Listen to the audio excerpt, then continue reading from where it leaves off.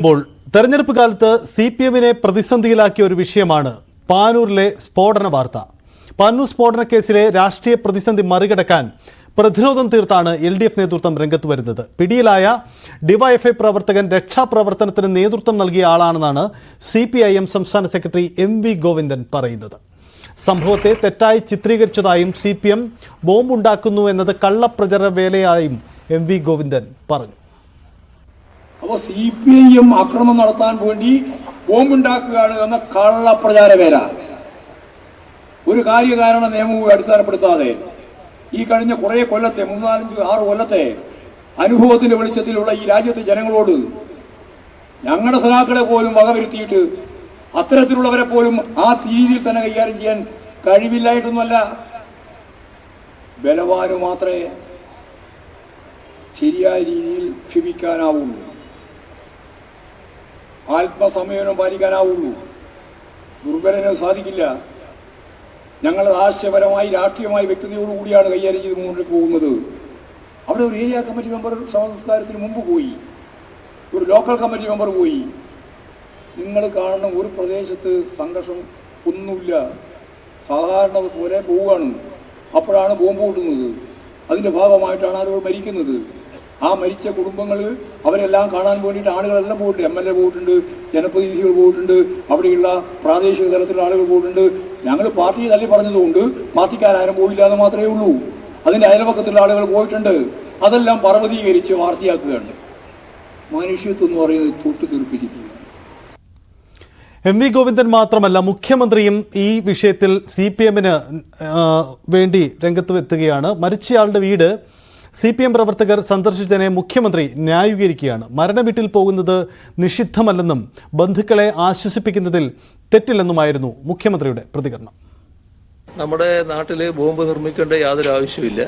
നിയമപരമായിട്ടുള്ള നടപടികൾ അതിനെതിരെ എടുത്തു കഴിഞ്ഞിട്ടുണ്ട്. അത് ശക്തമായിട്ട് തന്നെ നടപടികൾ എടുത്തു പോകും. അതിനകത്തൊന്നും രാഷ്ട്രീയമായിട്ട് കാര്യങ്ങൾ കാണേണ്ടതില്ല. തെറ്റാണ് ചെയ്തിട്ടുള്ളത്, ആ തെറ്റ് ചെയ്തവർക്കെതിരെ നടപടികളുണ്ടാവും. കുറ്റത്തോട് ഒരു തരത്തിലുള്ള മൃദുസമീപനവും ഇല്ല. പക്ഷേ മനുഷ്യരെപ്പോഴും മനുഷ്യത്വം പാലിച്ചു പോകാറുണ്ട്. അതിന്റെ ഭാഗമായിട്ട് കാര്യങ്ങൾ കണ്ടാൽ മതി. ഈ വിവാദത്തിൽ CPIയും CPMന് പിന്തുണ നൽകുന്നുണ്ട്. ബിനോയ് വിശ്വത്തിന്റെ വാക്കുകൾ. ബോംബ് ഒരു ഇടതുപക്ഷ വഴിയല്ല. അത് CPIക്കും ബോധ്യമാണ്, CPMനും ബോധ്യമാണ്. CPMന്റെ നേതൃത്വം വ്യക്തമായി പറഞ്ഞു കഴിഞ്ഞിട്ടുണ്ട്. ഈ സ്ഫോടനവുമായി ബന്ധമുള്ളവർക്ക് ആർക്കും CPMന്റെ പരിരക്ഷയില്ല എന്ന്. അങ്ങനെ ആക്കി മാറ്റാൻ വേണ്ടിയാണ് ഈ ബോംബിൻ്റെ കെയർ ഓഫ് ഇടതുപക്ഷം നേടാൻ ശ്രമിക്കുന്നത്. ആ കെയർ ഓഫ് ഞങ്ങൾക്ക് വേണ്ട.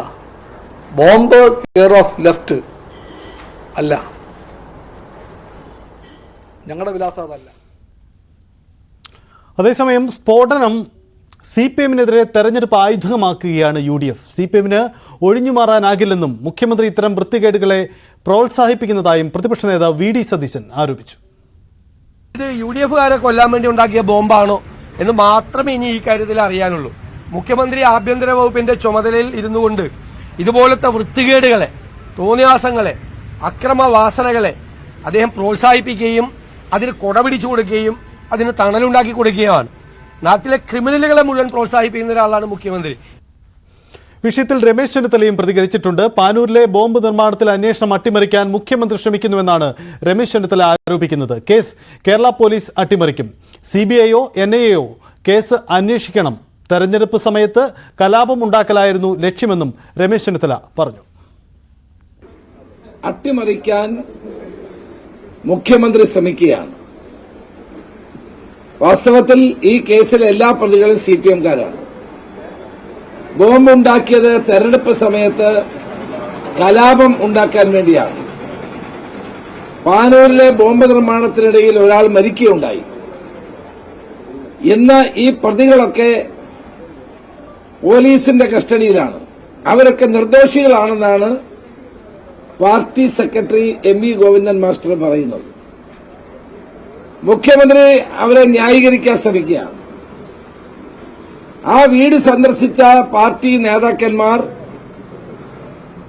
സ്വാഭാവികമായ ഒരു മരണം നടന്നപ്പോൾ പോയതാണ് എന്നുള്ള മുഖ്യമന്ത്രിയുടെ വിശദീകരണവും പ്രതികൾ കുറ്റക്കാരല്ല എന്ന പാർട്ടി സെക്രട്ടറിയുടെ പ്രസ്താവനയെ ചേർത്ത് വായിച്ചാൽ ഈ കേസ് കേരള പോലീസ് അട്ടിമറിക്കാൻ പോവുകയാണെന്ന് വ്യക്തമാകും. ഈ സംഭവത്തിൽ തന്നെ പുതിയ ചില വാർത്തകൾ കൂടി ഇന്ന് പുറത്തു വന്നിരുന്നു. ഇതിൽ ക്രിമിനൽ സംഘമാണ് ഇതിൽ പ്രവർത്തിച്ചതെന്നടക്കമുള്ള ചില വിവരങ്ങൾ കൂടിയാണ് പുറത്തു വന്നത്. ഈ തെരഞ്ഞെടുപ്പ് കാലത്ത് CPM-നെതിരെ ഉയരുന്ന പ്രധാനപ്പെട്ട ആക്ഷേപമായി, ആരോപണമായി ഇത് മാറുകയാണ്. ഇത് മലബാറിലെ മേഖലകളിലൊക്കെ ഏതു തരത്തിൽ തെരഞ്ഞെടുപ്പിൽ പ്രതിഫലിക്കുമെന്ന് നമുക്ക് കണ്ടറിയേണ്ടതുമുണ്ട്.